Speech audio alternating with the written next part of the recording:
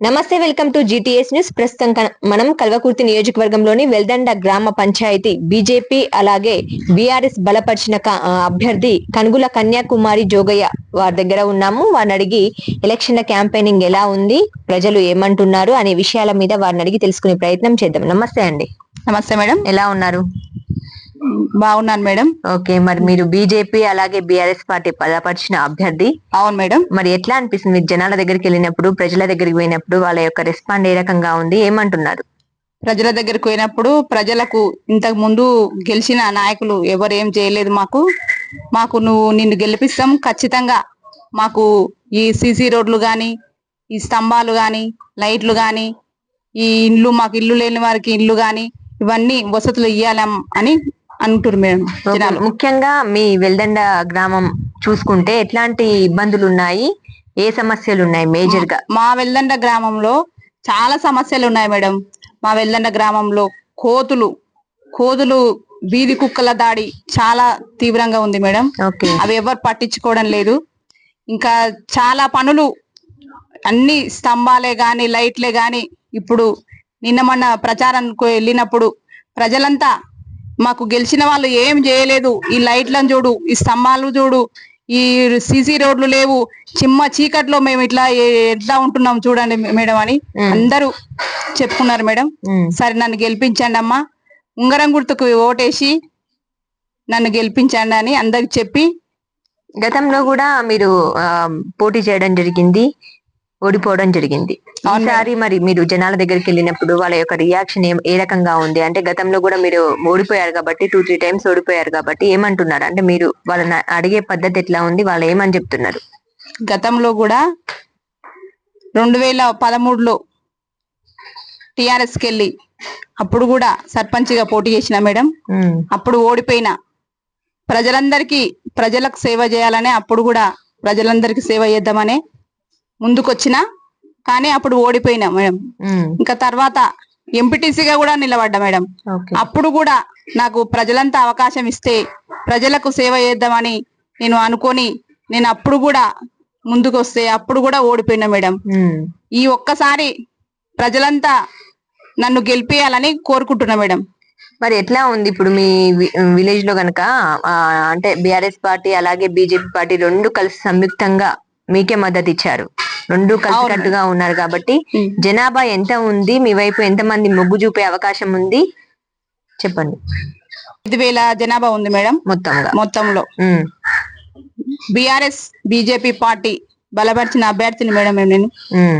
అందరూ చాలా మద్దతు మనదికే ఉంది మేడం, మాదికే ఉంది. ఓకే, లాస్ట్ టైం ఏ పార్టీ అంటే సర్పంచ్ గా ఎవరున్నారు ఇక్కడ? అంటే బీఆర్ఎస్ పార్టీ నుంచి గెలిచిన అభ్యర్థేనా? బీఆర్ఎస్ పార్టీ నుంచి గెలిచిన అభ్యర్థి మేడం.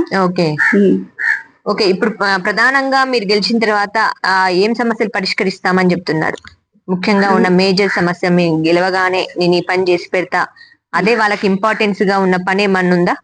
ఉన్నాయి మేడం, చాలా ఉన్నాయి. చెప్పినా మేడం, అన్ని చెప్పిన, వాళ్ళ సమస్యలన్నీ చెప్పినా. ఇందాక మొత్తం అందరికి, ప్రజలందరికి చెప్పిన, ఈ వీధి కుక్కలది, ఈ కోతులది, ఈ సీసీ రోడ్లది, ఈ మా వెల్దండ గ్రామంలో ఊర్లంగో పెద్ద పెద్ద వెహికల్స్ పోయి ప్రజలకు చాలా ఇబ్బంది అవుతుంది. వాళ్ళకు అనారోగ్య పాలవుతురు. వాళ్ళకి అలాంటిది ఏమి లేకుండా నన్ను సర్పంచ్గా గెలిపిస్తే ఊరు బయట నుంచి రోడ్డు వేసే మార్గం చేశా అని నేను ప్రజలకు హామీ ఇచ్చిన మేడం. ఓకే, ఒక మహిళగా మీరు, ఒక మహిళా అభ్యర్థిగా మీరు నిలబడుతున్నారు కదా, మహిళలకు ఏమన్నా చెప్పారా? అంటే ఇట్లా మహిళా సంఘాలకు కానివ్వండి, డ్వాక్రా మహిళలకు కానివ్వండి, ఏమైనా హెల్ప్ చేస్తాము, మాకు సపోర్ట్ గా ఉండండి అని చెప్పారా ఏమన్నా? నేను అందరికి చెప్తున్నా మేడం, నన్ను గెలిపిస్తే మహిళలకు, మా అక్కలకు, చెల్లెళ్లకు, అన్నలకు, తమ్ముళ్లకు, పెద్దలకు, అందరికి, బీద వాళ్ళకి మొత్తం అన్ని చేస్తా అని చెప్పిన మేడం. ఇంకా అంటే మీరు గెలిచిన తర్వాత మేజర్ గా ఉన్న సమస్య చెప్పలేదు ఇక్కడ, అంటే ఓన్లీ ఈ కోతులు ఇవే చెప్తున్నారు, కానీ మేజర్ గా ఇంకేమైనా సమస్యలు ఉన్నాయా? ఉన్నాయి మేడం. ఊర్లో సీసీ రోడ్లు, ఇంకా అలాగే మా వెల్లండ రోడ్ నుంచి బుదార్పేట ఆంజనేయ స్వామి గుడి దగ్గర మధ్యలో లైట్లు వేయిస్తా అని చెప్పినా మేడం. ఇంకా అట్లా అలాగే మధ్యలో లైట్లు వేయిస్తా, పెద్ద పెద్ద లైట్లు వేయిస్తా అని చెప్పిన మేడం. ఓకే, మీరు అంటే పదవిలో లేకపోయినా కూడా ఒకసారి సర్పంచ్ గా చేశారు, అలాగే ఎంపీటీసీగా చేసి ఓడిపోయారు, 2 times ఓడిపోయారు అని చెప్తున్నారు కదా. అయినప్పటికీ కూడా జనాల మధ్యలోనే ఉన్నారు కదా, మీరు జనాల మధ్యన కూడా ఉండి ఎన్నో సేవా కార్యక్రమాలు కూడా చేశారని విన్నాము. అదే ఒకసారి మీ ప్రజలకు కూడా చెప్పండి, ఎందుకంటే ఇప్పుడున్న అధికారంలో ఉన్న వాళ్ళు లేకపోతే సర్పంచ్ గా ఉన్న వాళ్ళు కూడా కనీసం ఎవరైనా ఇంటి ముందుకు వస్తే చూసుకోలేని పరిస్థితి కూడా ఉంటది, జనాలకు హెల్ప్ చేయాలన్నా కూడా ముందుకు రారు. అదే మీరు ఓడిపోయినా కూడా అటువంటి ప్రజలకు సేవ చేసిన వాళ్ళు కాబట్టి మీరు ఏమేం చేశారు అట్లాంటి కార్యక్రమాలు ఏమో? మేడం మేము చాలా చేసాం మేడం, మేము చాలా చేసినాం, కానీ మేము చెప్పుకోలేము మేడం ఎక్కడ. వాళ్ళు మేము ఎన్ని సేవలు చేసినామో ప్రజలకు అందరికి తెలుసు మేడం. వాళ్ళు ఓట్లు ఎక్కడ వేయాలని కూడా వాళ్ళకి తెలుసు మేడం. మేము ఒక దగ్గర ఇట్లా ఇచ్చినాము, ఆడ ఇక్కడ ఇచ్చినాము, ఇటు ఇచ్చినామని మేము ఇట్లా ఎక్కడ చెప్పుకోలేము మేడం. మేము ఓడిపోయినా కానీ మేము చొక్కన్న పెళ్లిలో బోరు వేయించినాం మేడం. అవన్నీ మేము ఎక్కడ చెప్పలేము మేడం. అసలు చెప్పండి, అంటే ఇప్పుడు మీడియాకి చెప్పాలి, ఎందుకంటే ఎన్నో సేవా కార్యక్రమాలు పదవిలో ఉన్నా లేకున్నా మీరు చేసిరు కాబట్టి ఒకసారి మీ ప్రజలకు కూడా చెప్పండి. అంటే ఇప్పుడే ఇట్లా చేసినాం కదా, పదవిలో లేనప్పుడే ఇన్ని చేసినాము, పదవి వచ్చిన తర్వాత కూడా ఎప్పుడు మీ దగ్గరనే ఉంటాను, ప్రజల కోసమే పనిచేస్తాను అన్నట్టు చెప్పండి. నేను ఓడిపోయినప్పటికీ కూడా ప్రజలకు అందరికి ప్రతి ఒక్కరికి పేరు పేరున అందరినీ, ఒకరు ఓడిపోయినాక కూడా నేను ఎవరిని ఏమి కించపరచలే మేడం. అందరూ నా వాళ్ళే, నా అక్కలు, నా చెల్లెళ్ళు, నా అన్నలు, నా తమ్ముళ్ళు అంతా నా వాళ్ళే అనుకొని అందరితో సమానత్వంగా ఉన్నా మేడం. అదే విధంగా ఈ రోజు నేను బీజేపీ పార్టీ బలపరిచిన అభ్యర్థిగా వెల్లండ గ్రామ పంచాయతీ సర్పంచ్ గా పోటీ చేస్తున్నా మేడం. అందరినీ ఉంగరం గుర్తుకు ఓటేసి నన్ను గెలిపిస్తే ఊరుకు అంతా మంచిగా సేవలు చేశారని నేను అనుకుంటున్నా మేడం. ఓకే. పంచాయతీరాజ్ ఎన్నికల్లో భాగంగా కానుగుల కన్యాకుమారి అయినటువంటి మా వైఫ్ సర్పంచ్ అభ్యర్థిగా నిలబడడం జరిగింది.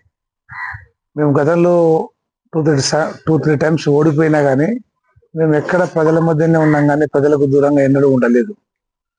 నేను ముఖ్యంగా వెల్లండ గ్రామ ప్రజలకు చెప్పేది ఏంటంటే, ఈ ఊర్లో చాలా సమస్యలు ఉన్నాయి. పారిశుద్ధ్యం కానీ, సీసీ రోడ్లు కానీ, మురుగు కాలువలు కానీ, వీధి లైట్లు కానీ, రకరకాల మార్కెట్, కూరగాయల మార్కెట్ కానీ, అసలు ప్రధానంగా వెల్లండ మండల కేంద్రమైనటువంటి వెల్లండలో బస్టాండ్ ఆవరణలో బీసీలకు, మహిళలకు మరుగుదొడ్లు లేక, టాయిలెట్లు లేక, మంచినీరు లేక చాలా ఇబ్బంది పడుతున్నారు.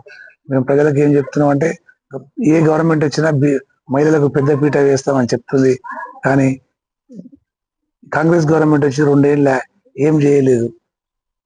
మేము ప్రజలకు ఏం చెప్పినామంటే, బస్టాండ్ ఆవరణలో ఉన్నటువంటి బస్టాండ్ కూడలిలో మరుగుదొడ్లు లేక మహిళలు ఇబ్బంది పడుతున్న తరుణంలో మాకు ఇట్లా ఒక అవకాశం ఇస్తే మేము ప్రజలకు సౌకర్యాలు కలిగజేస్తామని తెలియజేస్తున్నాను. ముఖ్యంగా ఈ ఊళ్ళో ప్రధాన రహదారి సమస్య, పెద్ద పెద్ద వెహికల్స్ ఇక్కడ క్రషరు, రకరకాల కర్మాగారాలు ఉన్నాయి. ఆ వెహికల్స్ భారీ హెవీ లోడ్ వేసుకొని ఊర్లో ఉంటూ వస్తుంటే, ఉదయం పూట స్కూల్ పిల్లలు ప్రజలు వెళ్తుంటే ఆ దుమ్ము ధూళికి అనారోగ్యాలకు గురై అస్తవ్యస్తంగా అవుతుంది. కానీ ఎవరు చెప్పుకోవడానికి, ఎవరికి చెప్పినా లాభం లేదని ప్రజలు ఎవరు చెప్పుకోకుండా ఇబ్బందులు పడుతున్నారు తప్పించి చెప్పలేకపోతారు. ఎందుకంటే దానికి ప్రధాన సమస్య ఏంటంటే, మాకు అవకాశం ఇస్తే మేము భారీ వెహికల్స్ కు ప్రత్యేక రహదారి ఏర్పాటు చేసి ప్రజలకు అసౌకర్యం కలగకుండా ఎల్లవేళలా అందుబాటులో ఉండి ప్రజలకు చేస్తామని మేము చెప్పినాం. అందులో భాగంగా తెలంగాణ ఉద్యమంలో పనిచేసిన 2001లో టీఆర్ఎస్ పార్టీలో ఉండి తెలంగాణ వచ్చిన దగ్గర నిక్కర్చిగా కొట్లాడి తెలంగాణ కేసీఆర్ చేసినటువంటి ఉద్యమంలో భాగంగా నా వంతుగా కొద్దిపాటి కృషి చేసిన తప్పించి మిగతా విషయాలలో ప్రజలకు చేసిన సేవలకు కానీ, నేను ప్రజలకు ఎంత సేవ చేసినా కానీ చేసింది చెప్పుకోవడం అంటే నాకు చాలా ఇష్టం ఉండదు మేడం. ఎందుకంటే ఇప్పుడున్న టెక్నాలజీ తరంలో ఏంటంటే మనం చేసింది చెప్పాలి, చెప్తేనే ప్రజలు నమ్ముతారు. నాకు అలాంటిది ఇంట్రెస్ట్ ఉండదు. చేసింది చెప్తే పద్ధతి కాదు, మనం ప్రజలకు సేవ చేయాలి తప్పించి చెప్పుకోవడం గొప్ప కాదని నాకు తెలుసు. అందుగురించనే పెద్దలు సాయం చేయమంటారు, కానీ చేసిన సాయాన్ని చెప్పుకోకూడదు అంటారు. మన హిందూ సాంప్రదాయంలో అటువంటిది. ఆ కోణంలో దృష్టిలో పెట్టుకొని నేను అభివృద్ధి రకరకాలుగా, అంటే చిన్న చిన్న సమస్యలు, చిన్న సమస్య అయినా పెద్ద సమస్యలైనా నా శాతనైతే శాశక్తుల కృషి చేసిన. ఇక ముందు కూడా నేను సర్పంచ్ అయినాక కూడా ప్రజలకి ఎల్లవేళలా అందుబాటులో ఉండి లోకల్ గానే ఉండి, కొంతమంది పదవులు రాగానే హైదరాబాద్ వెళ్తారు, లగ్జరీగా ఉంటారు. కానీ అలాంటిది ఏం లేదు. నేను మీటింగ్ లో కూడా చెప్పిన, నాకు పదవి వచ్చినా కానీ హైదరాబాద్ పోయేటోని కాదు, లగ్జరీగా జీవించేటోని కాదు. నేను ఇక్కడే ఉండి సామాన్య ప్రజలకు అందుబాటులో ఉండి అన్ని రకాలుగా ఉపయోగపడుకుంటూ అన్ని రకాలుగా సేవ చేసుకుంటూ వాళ్ళకి ఎల్లకాలం అందుబాటులో ఉంటానని తెలియజేసుకుంటూ నాకు ఒక్కసారి అవకాశం ఇవ్వాలని గ్రామ ప్రజలను వేడుకున్నాను. వారి స్పందన చూస్తే నాకు కూడా ఇస్తారని కోరుకుంటూ ఇంతమంది నేను పిలిపివ్వగానే వచ్చినందుకు ధన్యవాదాలు తెలియజేసుకుంటూ ముగిస్తున్నా మేడం. కన్యాకుమారి జోగయ్య అనేటువంటి అభ్యర్థి నిలబడ్డది కాబట్టి వెల్లండ ప్రజలకు నేను కోరుకున్నది ఏంటంటే, వెల్లండ ప్రజలు నన్ను ఆశీర్వదించి భారీ మెజార్టీతో కానుగుల కన్యాకుమారి జోగయ్య అనే అభ్యర్థి ఉంగరం గుర్తు మీద ఓటేసి భారీ మెజార్టీతో గెలిపిస్తారని నేను తెలియజేసుకుంటూ ప్రజలకు పాదాభివందనాలు చేస్తూ, ఈ అవకాశం మంచి అవకాశం ఇస్తే ప్రజలకు సేవ చేసే భాగ్యం కల్పిస్తే తప్పకుండా ప్రజల మధ్య నుండి ప్రజలకు ఎల్లప్పుడూ అందుబాటులో ఉంటామని తెలియజేస్తున్నాను. బీఆర్ఎస్ బీజేపీ బలపరిచిన అభ్యర్థి కానుల కన్యాకుమారి జోగయ్య గారు ఈరోజు వెల్లన్న గ్రామంలో పోటీ చేయడం జరుగుతుంది. కావున వెల్లన్న గ్రామంలో గతంలో ఉన్నటువంటి పాలన కానీ సర్పంచులు కానీ ఎటువంటి అభివృద్ధి చేయలేదు. ఈ యొక్క మీరందరూ వెల్లన్న గ్రామ ప్రజలు వాళ్ళ ఆశీర్వాదంతో నిలబడ్డ అభ్యర్థి కన్యాకుమారి గారికి ఉంగరం గుర్తుకు ఓటేసి గెలిపిస్తే ఈ వెల్లన్న గ్రామంలో అన్ని పనులు అభివృద్ధి చేయడానికి ఆయన ముందుంటుందని మేము వెల్లన్న గ్రామ తరఫున విజ్ఞప్తి చేస్తున్నాం. వెల్లన్న గ్రామ ప్రజలందరూ కూడా ఐకమత్యమై ఒక బీసీ పేద ఇంటి ఆడపడుచు కాబట్టి వాళ్ళకు మీరు అమూల్యమైన ఓటు వేసి అత్యధిక మెజార్టీతో గెలిపించి ఈ వెల్లండ గ్రామ అభివృద్ధిని సస్యశ్యామలంగా చేయాలని వారు కూడా మనస్ఫూర్తిగా అందరికీ వెల్లన్న గ్రామ ప్రజలకు తెలియజేయడం జరిగింది. ముఖ్యంగా ఈ వెల్లన్నలో మంది రాజకీయ నాయకులు కొన్ని కుట్ర కుదంతాలతోటి ప్రజలను భయప్రాంతాలకు గురి చేస్తున్నారు. మీకు ఇండ్లు రావు, కరెంటు రాదు, పింఛన్లు రావు, అది కట్ చేస్తాం ఇది కట్ చేస్తామని భయప్రాంతాలకు గురి చేస్తున్నారు.